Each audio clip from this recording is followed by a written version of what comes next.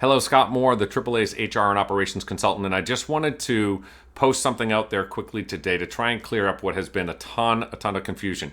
So we've really done nothing but deal with mandatory vaccination requirements and the various emergency temporary standards that have been issued over the last few months. Now, what has been causing a great deal of confusion is this week alone, there have been 3 separate federal court injunctions or decisions that are enjoining the various mandatory vaccination requirements. So on Monday, the AAA sent out a member advisory advising members that a federal judge for the U.S. District Court, the Eastern District of Missouri, had put in a preliminary injunction on the CMS or the Medicare mandatory vaccination requirements, but only for 10 states: Alaska, Arkansas, Iowa, Kansas, Missouri, Nebraska, New Hampshire, North Dakota, South Dakota, and Wyoming.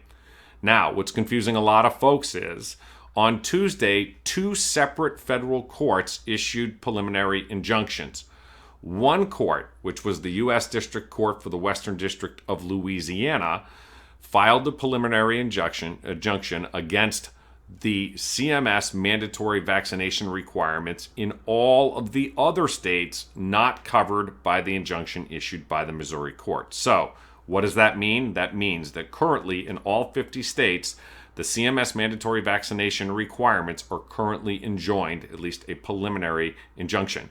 Now, on Tuesday, a second federal court, the U.S. District Court for the Eastern District of Kentucky, issued a preliminary injunction on the federal contractor mandatory vaccination requirements, but only for federal contractors in the states of Kentucky, Ohio, and Tennessee. So just to be clear, the CMS mandatory vaccination requirements are enjoined in all 50 states. The federal contractor mandatory vaccination requirements, which also go into effect as of January 4th, are only enjoined currently in the states of Kentucky, Ohio, and Tennessee. So if you're a federal contractor and you are not in Kentucky, Ohio, or Tennessee, you need to plan to continue to be prepared for January 4th. Now, do I think it is highly likely that another federal court may either expand this injunction from these 3 states to more states or all of the states? I think there's probably a pretty good chance. However, you still want to be prepared. So just to clear it up, currently the CMS mandatory vaccination requirements are enjoined in all 50 states. The federal contractor mandatory vaccination requirements are only enjoined in Kentucky, Ohio, and Tennessee. So this does not impact at all if you're an employer, if you work for an employer or you are an employer that had already instituted your own mandatory vaccination requirement, either prior, and many did prior to these emergency temporary standards being issued. So if you work for an organization that had already instituted a mandatory vaccination and you're not in a state where that's legally forbidden or prohibited, then you need to continue to move forward and prepare to be vaccinated by whatever the deadline that your employer set. Additionally, just to be clear, if you're an employer who instituted a policy as a result of the emergency temporary standards, then my advice is that you communicate with your staff, that you guys get together, you understand that it is entirely possible that these injunctions get lifted, although I'm not certain that will occur, but you should at least communicate with your staff. I would not simply just place everything on hold. You have been required since June to know the vaccination status of every employee in your organization. So I would ensure that you're compliant from that regard, that you know the status of every employee and that you have a log of the status of every employee's vaccination for COVID.